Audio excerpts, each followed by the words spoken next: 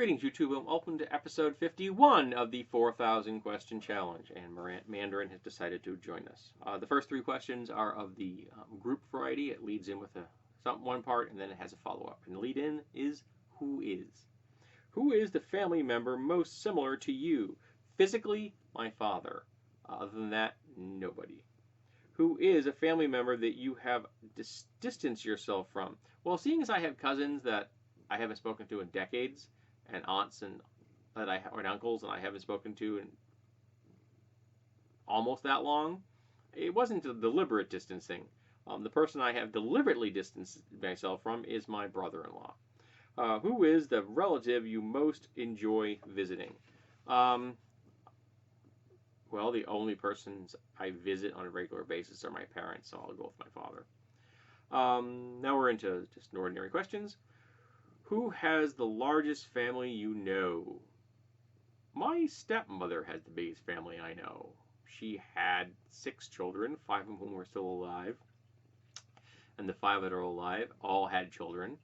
I think that there are something like 14 grandchildren, and it's a pretty darn big family.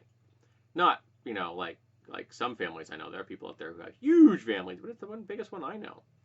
What was an issue that caused a great rift between your parents and yourself? The alcoholism and the abuse. That was the biggest rift right there. Describe a typical family dinner. I don't have any memory because I probably don't want to think about it because they were horribly tension-filled events. Or if I did anything wrong, I would get yelled at or hit. Who in the family do you have the most difficult communicating with? At this point, probably my mother. What family reunions have you attended? Oh,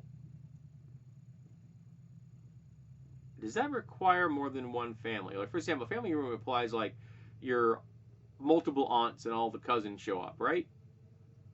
Or, it's all your siblings and things. The last time we were together, it was the closest thing I could think of when my sister and myself and one of my cousins was at my father's house, and I was 22. So, 32 years ago, I guess? Describe your grandfathers. Well, my mother's father, his name was George. He was a lifetime drummer. He played both professionally and as for personal pleasure. And he worked at Gillette for most of his life as a family man. He did work there through the war, and I believe he got a deferment because he was, I can't remember what he got a deferment for, but he family man, maybe I'm not positive, but something. But he wasn't drafted, and he fought the war. He built munitions, made munitions during the war. My father's father, Lester, he was an alcoholic, an abusive one, and he was mechanically inclined. He was in the Navy during World War II and was on a troop carrier and when he got out, he worked in ammonia refrigeration at a creamery. He was a machinist mate. I want to say second class, but I could be wrong. I'm not positive. But yeah, he was what he was. And those are my grandfathers. One I liked a whole lot more than the other. How much affection did your parents show for each other? They were in a deeply dysfunctional, abusive marriage. So, not much at all. Yeah. I can clearly remember an episode where my father, while drunk, threw an actual dart at my mother's ass.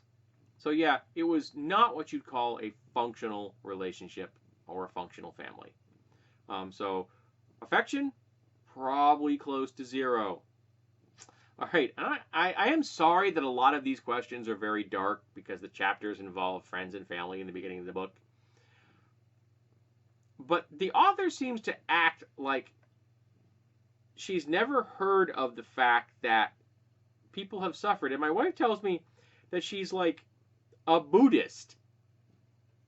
So they should be familiar with the concepts of suffering and that everyone suffers, that every family has dysfunctionality built into it.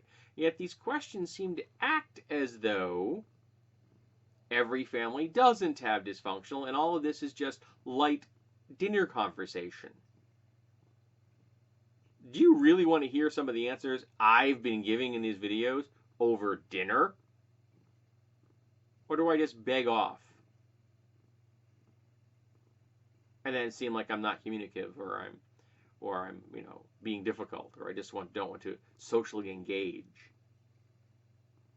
Or I go the honest route, then I'm that guy at the table that was honest in a place where, you just don't be honest. I'm a firm believer in the concept. If you ask me something and I want to answer it, I'm going to answer it. And that is probably going to cause some social rifts. These questions in my book are not great for getting to know anyone and everyone. They are, however, quite good for opening up a lot of old wounds and creating a very awkward social environment. So kudos, Barbara Kepler, for creating awkward social environments. You have succeeded. Thank you for being here for episode 51, and I hope to see you in episode 52. And hopefully, Mandarin will be here as well.